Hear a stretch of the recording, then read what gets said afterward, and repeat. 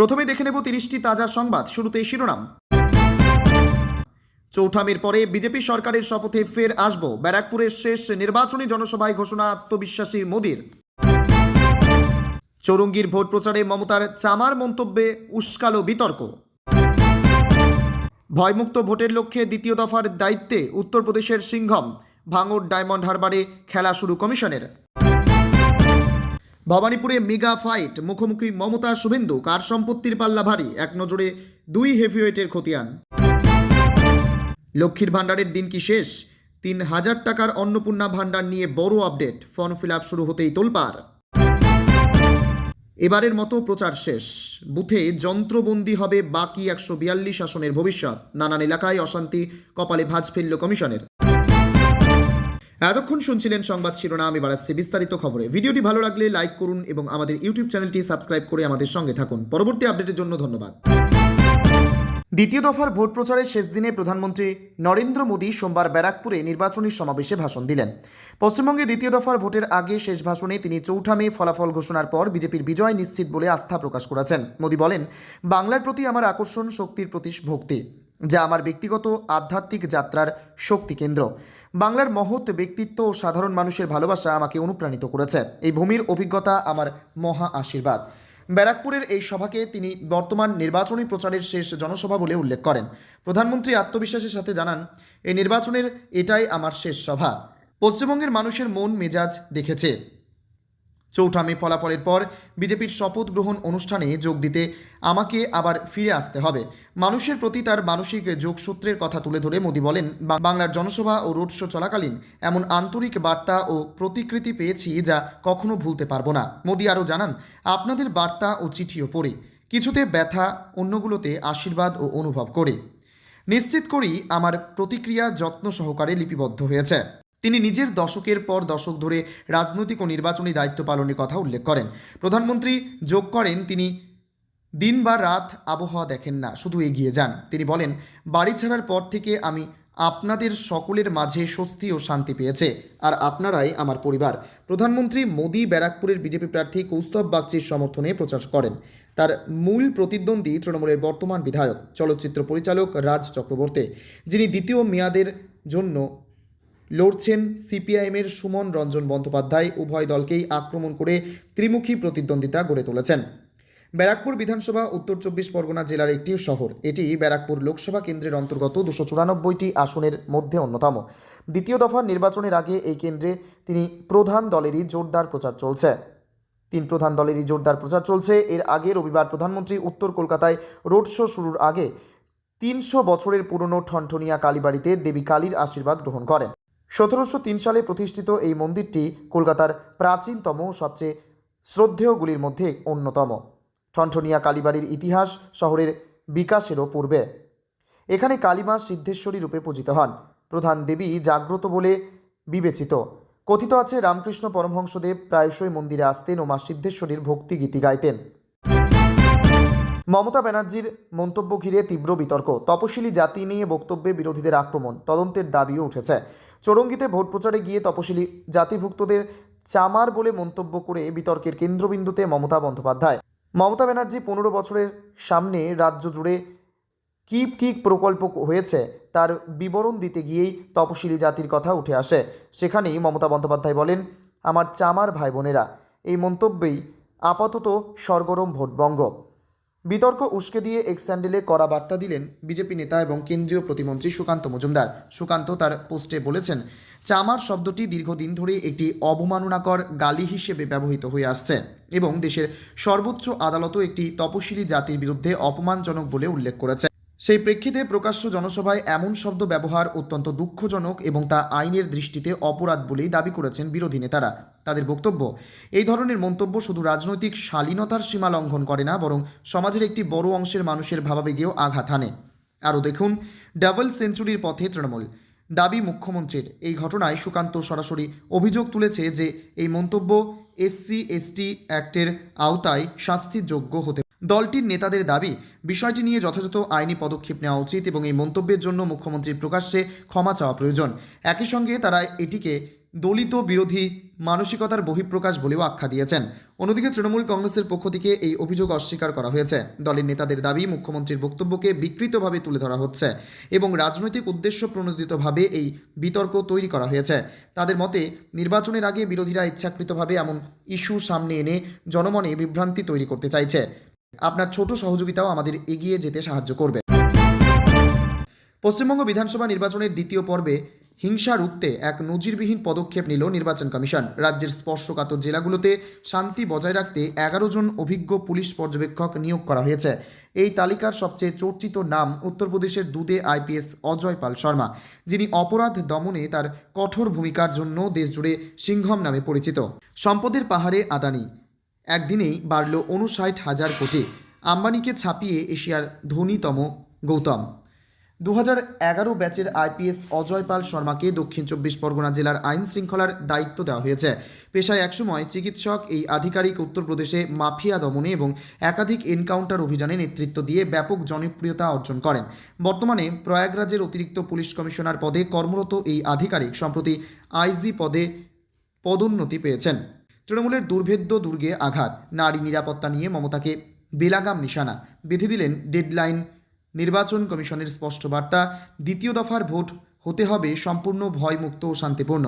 Diamond Harbour ও ভাঙড়ের মতো উত্তেজনাপ্রবণ এলাকায় ভোটারদের নিরাপত্তা নিশ্চিত করতেই অজয় পাল শর্মার মতো এনকাউন্টার স্পেশালিস্টকে মাঠে নামানোর কৌশল নেওয়া হয়েছে।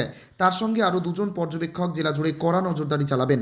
ফলে ভোটের দিন অশান্তি সৃষ্টিকারীদের রুখতে কমিশনের এই সিংহম কার্ড কতটা কার্যকর হয় সেদিকেই তাকিয়ে রাজনৈতিক মহল।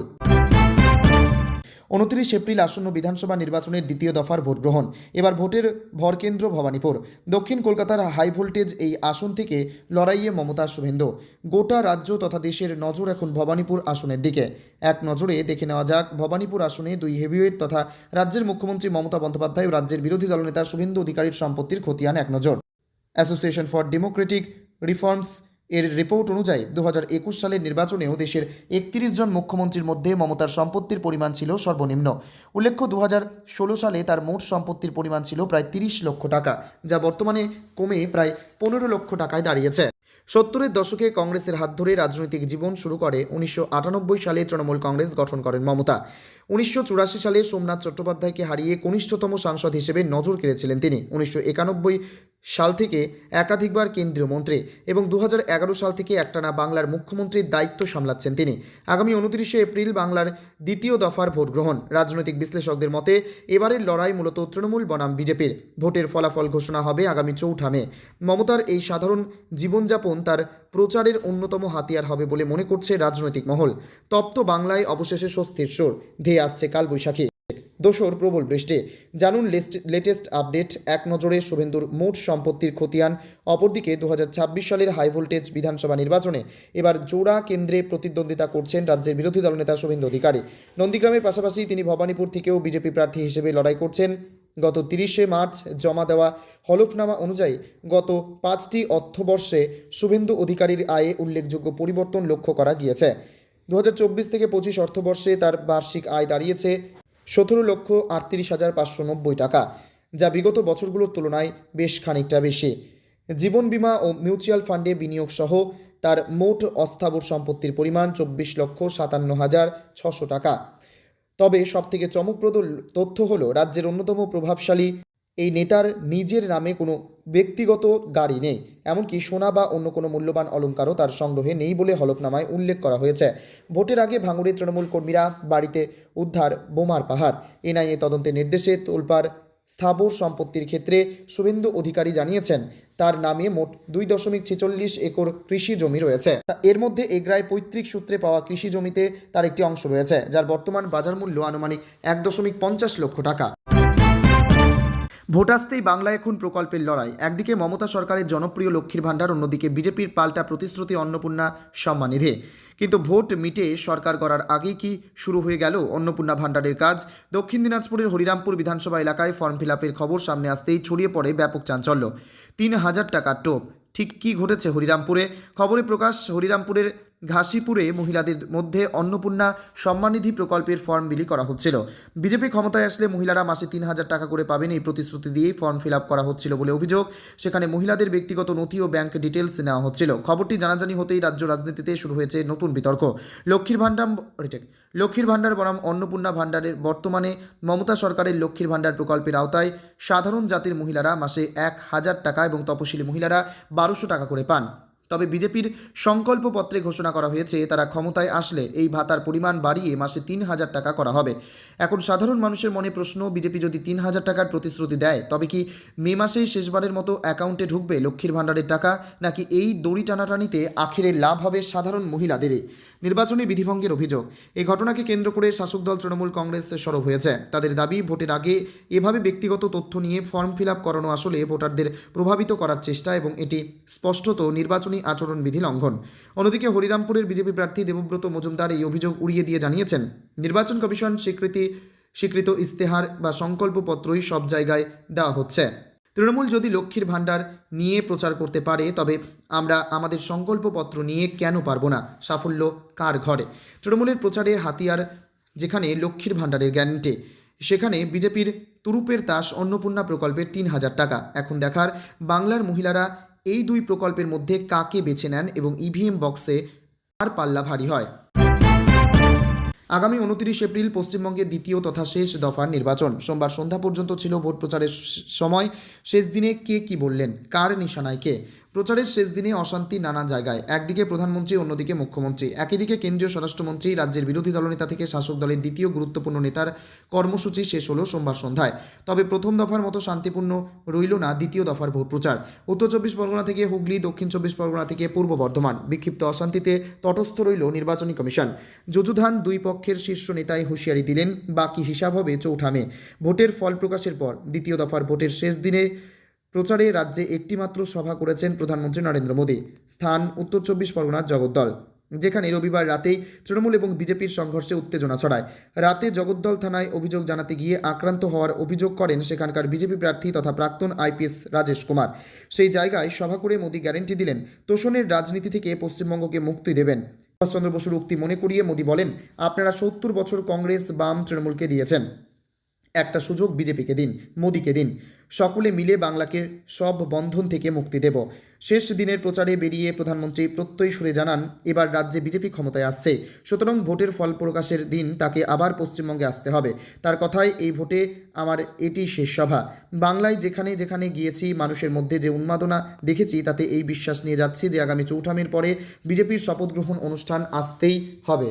এবার নির্বাচনী স্লোগানে খানিক বদল এনেছেন তৃণমূল নেত্রী তথা মুখ্যমন্ত্রী মমতা বন্দ্যোপাধ্যায়।